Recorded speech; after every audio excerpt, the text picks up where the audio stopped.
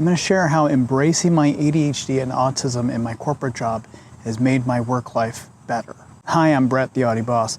I'm an autistic boss with ADHD. I am late diagnosed with my ADHD and autism. A number of years ago, a friend of mine was going through an ADHD diagnosis, and it was in her process that I started to discover my own ADHD symptoms and how similar some of the things that were coming up for her were also starting to come up for me.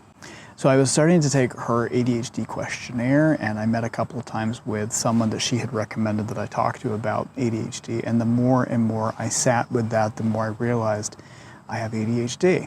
So the question then became, do I need to get a diagnosis? And then the pandemic hit. The more I was looking into ADHD, the more I also started to look into autism. And in that process, I discovered, again, many similarities between autism and what I was feeling and how I saw myself and the autism symptoms. The journey began to try to figure out a formal diagnosis for autism and ADHD. There were a lot of things online, on TikTok, on YouTube, and various different things that were written about whether or not it was safe to share your ADHD and your autism at work. And even though I was in a leadership position for over 10 years, I still felt considerable risk for sharing my ADHD and my autism diagnosis. I only shared it earlier this year with my boss, but my team has known for a couple of years now. About 2 years ago, I was moved into a position that I wasn't totally feeling prepared for. There was a lot of fear, there was a lot of overwhelm, there was a lot of anxiety, there was a lot of all or nothing thinking when I moved into that position, and it was a position I didn't feel I was ready to move into. I was really scared, and at that time our business was going through a tremendous amount of system changes and different programs that were being put into place, and different structures of different things were being changed around. So there was a lot of change all happening at once. All of that change at once. Career move, structural moves, system moves, people changes, all these different things. It was just one incredible volume of overwhelm and insecurity and imposter syndrome. In just every single day, I was just living in a place of constant panic and anxiety and overwhelm, and I just could not use all of the strategies that I normally would use. All the strategies that I had been learning since I got my diagnosis, they just weren't helping. They weren't working. None of those things were working. I wasn't able to figure any of those different things out. So fast forward, I finally got connected with an ADHD and autistic focused therapist, someone who could help me really fight through that overwhelm, fight through that anxiety, fight through that struggle, and really helped me break down steps, really helped me start to see things differently, helped me to get focus on strategies about how my ADHD brain would approach something, how my autism brain would approach something, and then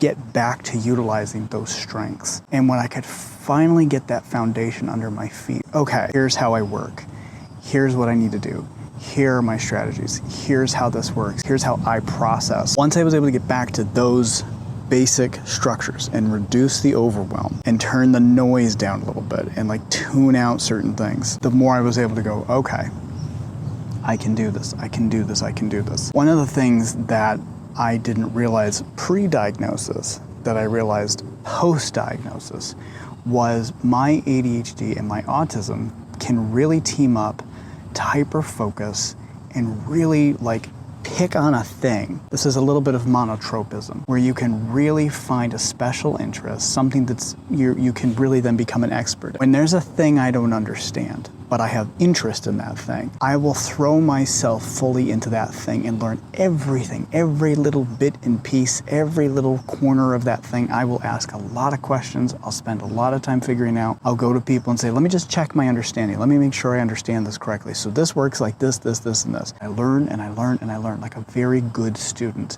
in terms of trying to learn everything about that thing. Now, I can't do that with every topic. I can only do that with things that I have special interest in or that I have at least a thread of interest into. And the more I pull on that inquiry, the more I can become an expert on that thing. And that's what I did with learning and understanding my new job. I needed to figure out what the boundaries were, what the expectations were for me in that role. And the more I figured that stuff out, the more I was able to start to compartmentalize all the different things that I needed to do in my job, understanding my job, And then understanding where I had choice, where I had freedom, where I could do and couldn't do different things. And then I would start checking in with my boss. But I was also really honest with my boss and telling her, hey, I'm really overwhelmed. I'm really stressed. And my boss was great. She recognized that I was looking at too much of the big picture, and she started to help break all those things down for me. We would meet every week for 30 minutes where we would really just focus on, okay, what are the big overwhelms this week? Where can she help me out? Where can we break those things down? How do we tackle those things? How do we prioritize those things? And the more we focused on what I could prioritize, what I could break down, who I could ask for help, who owned what task, who owned what decision, I could also share with her all the different things that I was learning. After a while, the overwhelm was leveled, but it wasn't quite where I needed it to be. And at the same time, I was getting more and more anxiety about wondering, do I need an accommodation? Because there were a lot of different things in terms of social structures with different work events and different things that I was really struggling with, and I still struggle with. The more I thought about how I needed to address my needs, the more I realized I probably do need some low-key accommodations. At that point, I'd already been sharing with a lot of people on my team that I was autistic and had ADHD, how I can adjust to their needs, how they can adjust to my needs, and that sort of was a beautiful thing. It worked out really well. But I hadn't quite told my boss yet. As soon as I started to explore accommodations, the accommodation process itself was rather jarring. It sort of wasn't what I was expecting it to be, because it ended up being more about showing paperwork, showing medical explanations, really drilling down. It too became quite overwhelming. In the process of trying to correct overwhelm, I found another path into making me more overwhelmed. I just decided to sit down with my boss, be fully transparent, and just own it. And just say, hey, look, I'm autistic, I've got ADHD, I need accommodations. I need you to know that I need these accommodations. I need you to know that I'm struggling with these things. I need you to know where these different things are. And of course, she's always been a great boss. It was an amazing conversation. She was really receptive. She continues to be really receptive. She continues to be really helpful as things come up for me and we talk through these things. I was really lucky, because the more I was able to just sort of embrace it, the more I was able to let go of the anxiety about the ADHD, the anxiety about being seen, the anxiety about disclosing, the anxiety about people judging me because I had autism or ADHD. And at that point, I was able to just pivot and focus in, lean into the strengths that I was able to recognize that the ADHD brought me, the strengths that the autism bring me. And the more I could focus and lean into those strengths, the more I embraced them, the better I got at utilizing those skills and those strengths. And I took a strength-based approach.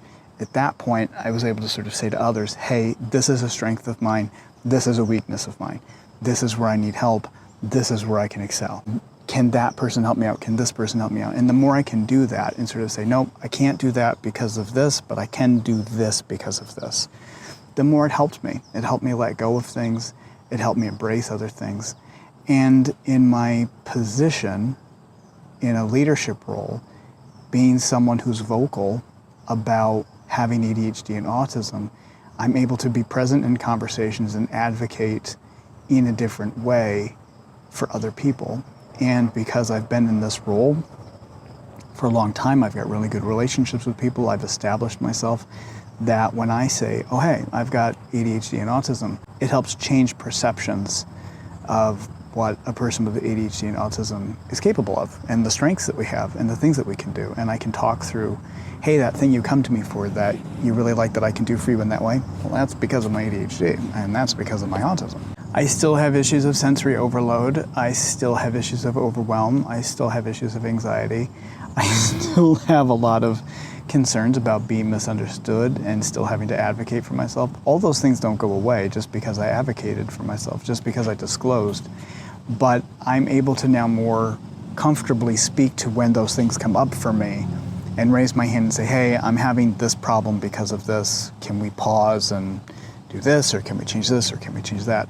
And it's easier to now have those conversations. I'm very lucky. I work with a really great group of people, both the people on my team and the people that I work with that are my colleagues and stuff, and everyone's really kind and respectful and thoughtful and, you know, make space for the accommodations of the things that I need. I'm really lucky in that sense that I have a workplace where all of that works positively for me, and I can be transparent and I can be open about those things. It's not a perfect solution for everybody to disclose your ADHD or your autism. I recognize that, and I struggled with that anxiety.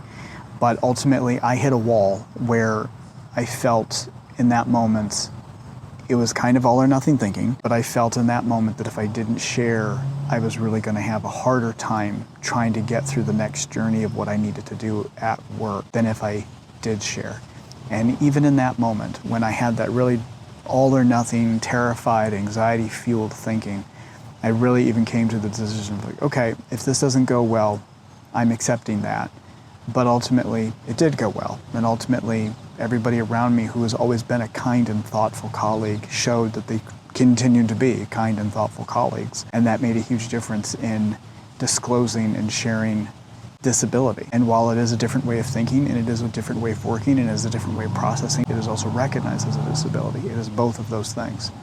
So now, today, as I continue to make content like this, and I continue to tell stories, I look everywhere for the different ways that can help other people work better with their ADHD and their autism in the corporate workplace. If that's something that you're interested in, I invite you to subscribe more to this channel. Let me know if you have questions or topics you'd like for me to cover or stories you'd like for me to share about my journey or about my work specifically around ADHD and autism in a corporate workplace. Thanks for watching. Please like and subscribe. It really helps the channel grow. And check out some of our other videos about accommodations, task initiation, being overwhelmed at work, and more. Let me know if you have an idea.